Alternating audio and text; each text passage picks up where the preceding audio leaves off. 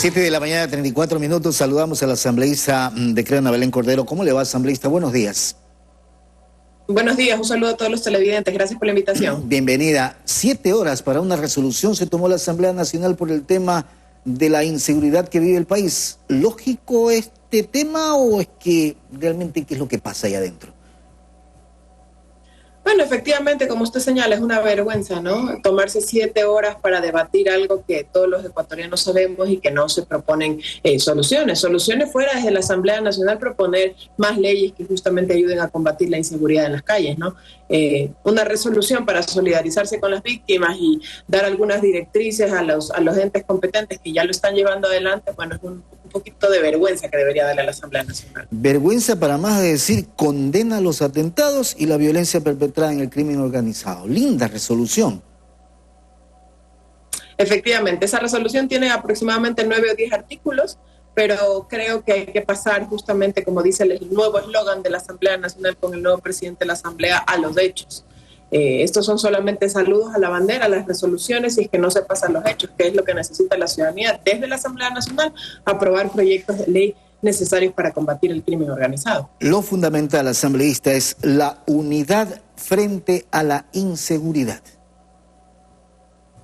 Efectivamente, yo creo que en estos momentos no se trata de buscar los culpables o de encontrar los culpables, sino desde las esferas de las distintas instituciones del Estado proponer soluciones. En lo que respecta a la Asamblea Nacional, pues leyes, porque ya estamos bastante atrasados. Yo ayer pude identificar aproximadamente 10 leyes que en algunos casos duermen en las comisiones esperando para informe a segundo debate, en otras están en consulta prelegislativa, etcétera. Justamente esas leyes deberían ser prioridad para la Asamblea y ser aprobadas, si Dios quiere, de aquí hasta fin de año máximo. Ahora, algunas leyes como el uso progresivo de la fuerza demoraron hasta 18 meses, creo, si no me equivoco, pero hubo una demora en ese sentido cuando se debió resolver y aplicar o aprobar, inmediatamente, ¿no?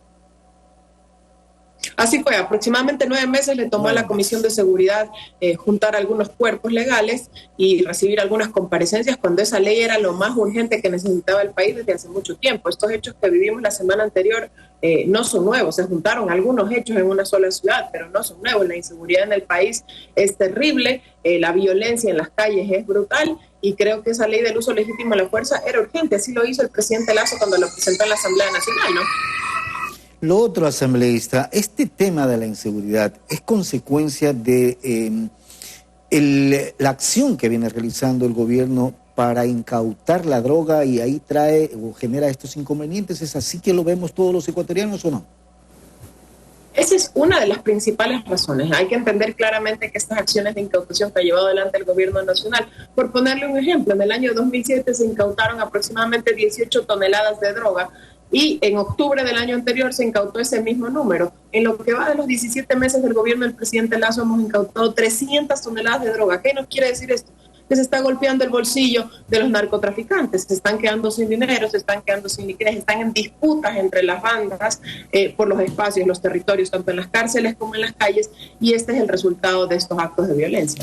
Todo esto reflejaría que si, por eso le decía de la unidad, que si los organismos del gobierno en general, de la función legislativa, de la función judicial, no se unen y cada uno quiere andar por su andarivel, no vamos a salir de esto, ¿eh?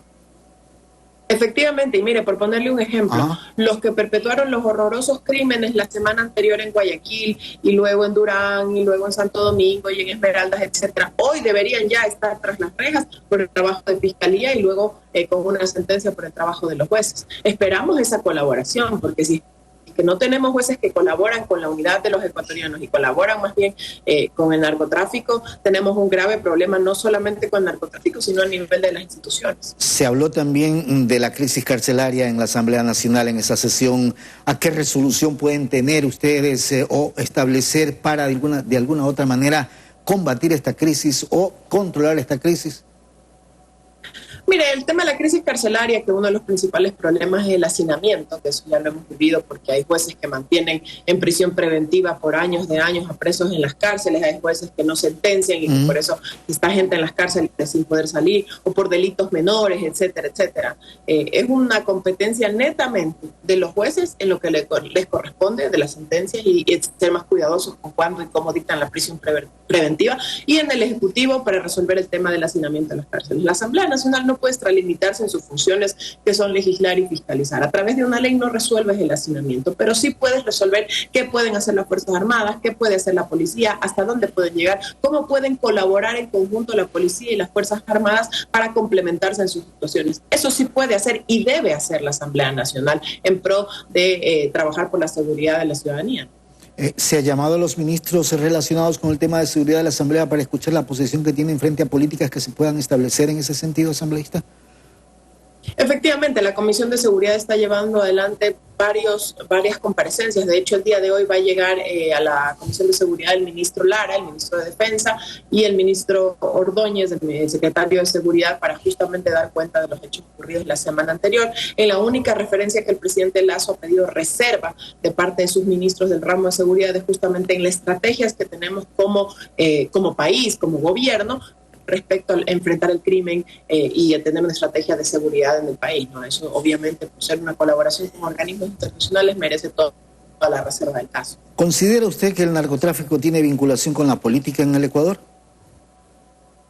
Mire, yo creo que hemos llegado a un punto de, no quiero decir de no retorno, yo espero que así sea y que termine de limpiarse y de sanearse este tema. El presidente Lasso ya lo ha emprendido, pero existen muchos políticos, muchos candidatos en estos momentos sobre todo en las líneas de frontera del país, tanto al norte como al sur del país, que tienen presuntas acusaciones de recibir financiamiento del narcotráfico o de nexos con el narcotráfico. Yo espero que así no sea, veremos los resultados en las elecciones en el mes de febrero. En caso de que así ocurra, creo que la justicia debe actuar inmediatamente, porque el financiamiento tiene que ser obviamente de dinero limpio y de dinero lícito, ¿no? Asambleísta, usted es parte de la Comisión de Fiscalización y ayer esta comisión, con 3 votos a favor, 4 en contra y 2 abstenciones, no aprobó el informe que recomendaba el juicio político en contra de los miembros del Consejo de Participación Ciudadana y Control Social. ¿Hay argumentos?